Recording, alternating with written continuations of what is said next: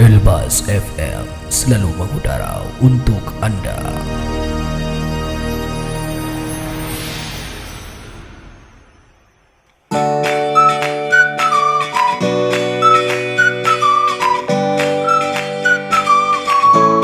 Oke rekan semua, kembali lagi di podcast Elbas ya. Kali ini di part keempat kita akan melanjutkan juga tentunya ya, bagaimana bentuk-bentuk dari pel itu sendiri tadi ya. Tapi bukan bentuk pel itu tadi ya, karena pel juga banyak bentuknya ya. Ada yang bulat, ada yang petak gitu ya.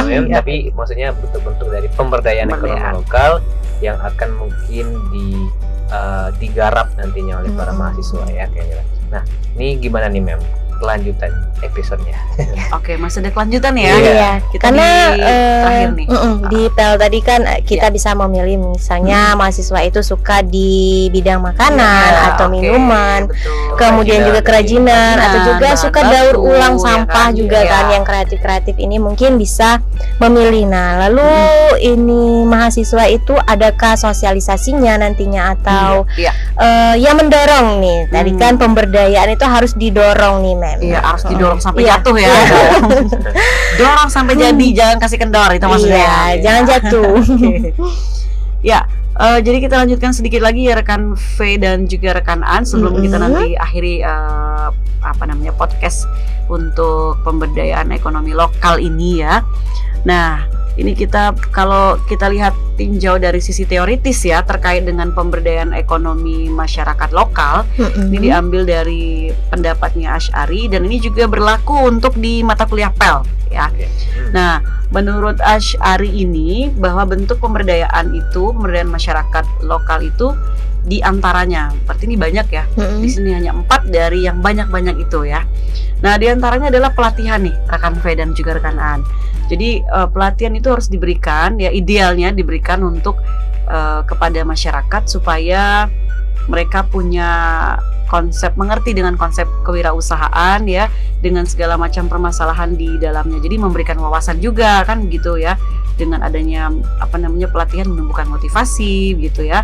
Kemudian juga memiliki pengetahuan seperti itu. Nah, nanti di mata kuliah PEL ini juga insya Allah mahasiswa akan diberikan juga pelatihan ya, khususnya yang penting kalau untuk bahan baku agak sedikit berbeda, tapi yang memang nanti memilih produk makanan, minuman, ini akan ada pencerahan dari berupa pelatihan yang diberikan gitu ya.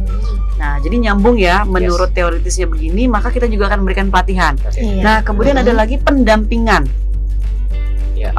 Nah, pendampingan ini namanya pendampingan, didampingi berarti ya, didampingi ya rekan V sama rekan An. Jadi ketika usaha itu dijalankan, kalau dikaitkan dengan pemberdayaan ekonomi masyarakat ya, jadi calon wirausaha ini tadi ini terbalik dia ya. Jadi akan didampingi oleh tenaga pendamping yang profesional. Nah, ini idealnya kalau di masyarakat dia harus didampingi ya, dilatih, kemudian diberi pendampingan yang berfungsi sebagai pengarah atau pembimbing sehingga kegiatan tersebut benar-benar mampu berhasil dikuasai. Berarti kita juga di FEBI kan dosennya juga akan mendampingi ya sampai selesai mata kuliah ya kan. Jadi dipantau ya, dimotivasi. Nah, pendampingannya secara tidak langsung akan terlaksana begitu. Nah, kemudian juga bentuknya itu adalah permodalan. Nah, ini juga penting ya. Nah, permodalan ini memang kalau bicara modal memang tidak hanya uang ya kan. Tapi di sini memang kalau memang belum ada sama sekali bahannya, maka memang uang di sini merupakan faktor penting dalam dunia usaha memulai ya. Kalau sudah ada mungkin tinggal melanjutkan yang sudah ada. Kalau tidak memang dari awal memang dibeli dengan menggunakan uang ya. Dan untuk mendapatkan dukungan keuangan yang cukup, maka perlu adanya hubungan kerjasama yang baik dengan lembaga keuangan kalau di masyarakat ya, hubungan lembaga keuangan, perbankan ataupun juga koperasi ya, BMT seperti itu ya, koperasi syariah pastinya ya, kita di sini nggak saya arahkan ke koperasi syariah, perbankan syariah, Baitul Mal wa Tamwil gitu, maupun bantuan yang disalurkan melalui kemitraan usaha lain. Mungkin mereka bisa berpartner gitu kan, yang tidak punya uang malas berurusan dengan lembaga bisa bermitra gitu ya. Ada yang punya modal, ada yang punya skill kan gitu ya. Kalau kita sedikit-sedikit kaitkan dengan ekonomi syariah, maka itu namanya syirkah ya, kerjasama gitu. kerjasama antara pemilik modal dengan yang punya skill tapi tidak punya modal. Nah, jadi banyak jalan ya menuju Roma kan. Jadi jangan sampai mati langkah gitu ya. Tidak bisa menjangkau lembaga keuangan ya bisa bermitra saja.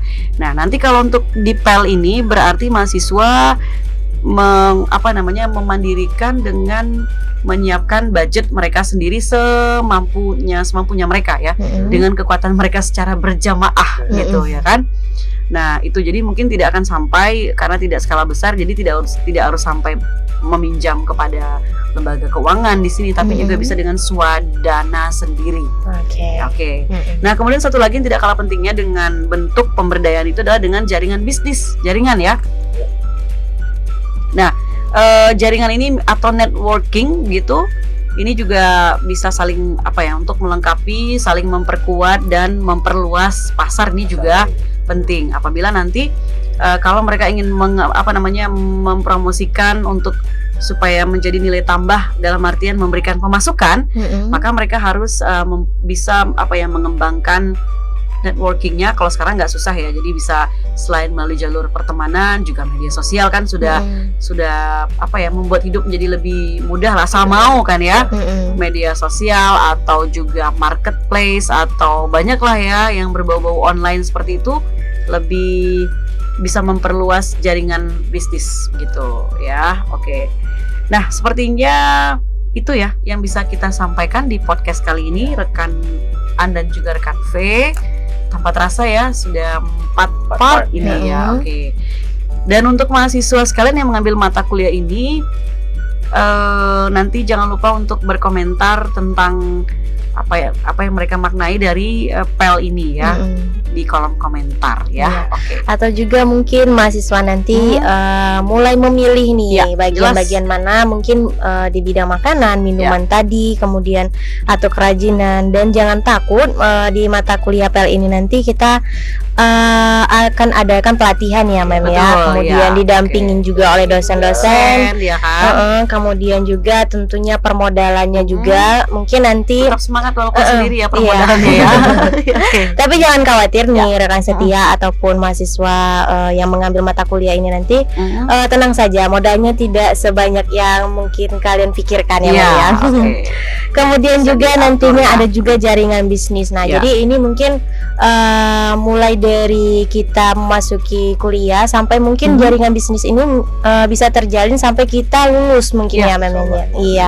Jadi bisa menjadi ladang bisnis kita juga. Benar sekali. Jadi dari mata kuliah, kemudian kalau berawal mungkin terpaksa karena diminta dosen gitu ya. Tuntutan mata kuliah. Jangan salah, ini terkadang bisa menjadi motivasi juga ya. Modal setelah mereka selesai mencari cuan ya. Modal mencari cuan setelah tamat. Tentu. Jadi inspirasi, pencerahan dan segala macam lah itu ya. Oke, terima kasih Mem, materinya pada hari ini sangat luar biasa sekali mengenai mata mengenai mata kuliah PEL ya. Dan sebelumnya nih ada pesan-pesan rekan An? Ya, semoga rekan mahasiswa semangat terakhir ya menjalankan mata kuliah PEL ini tadi. Semoga juga bisa bermanfaat mata kuliah PEL ini untuk kedepannya tentunya ya. Tidak terasa kita sudah di penghujung waktu. Saatnya kita berpisah. Terima kasih rekan semua ya. Jangan lupa untuk di like, comment, share, jangan juga di subscribe ya. Betul banget. Juga boleh dibagikan ke teman-teman lainnya ya, walaupun yang bukan mahasiswa PEBI ya. Jadi teman-teman yang lainnya punya kesempatan juga nih. Siapa tahu bisa terinspirasi. Atau juga yang dibilang Mem tadi bisa berpartner nih. Benar. Jadi ini yang partnership ini harus lebih dikembangkan lagi ya. Dan semoga kita bisa berlanjut ke materi-materi selanjutnya tentang PEL ini. Insyaallah juga hanya kulitnya ya Mem.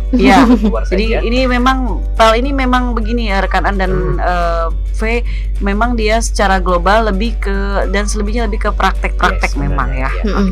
Seperti itu ya. Terima kasih rekan-rekan semua, kami pamit undur diri ya. Wassalamualaikum warahmatullahi wabarakatuh. Waalaikumsalam warahmatullahi wabarakatuh.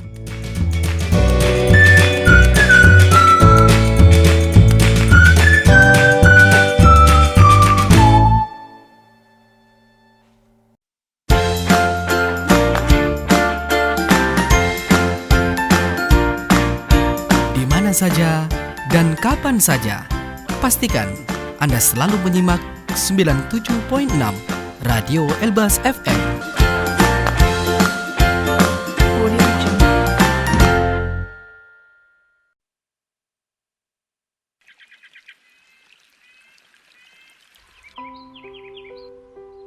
Kicauan ini terancam tak terdengar lagi, karena saat ini hampir 250 spesies burung di Indonesia terancam punah. Mari kita hidup berdampingan dan melestarikan keanekaragaman hayati demi kehidupan anak cucu di masa mendatang dan mengurangi dampak perubahan iklim.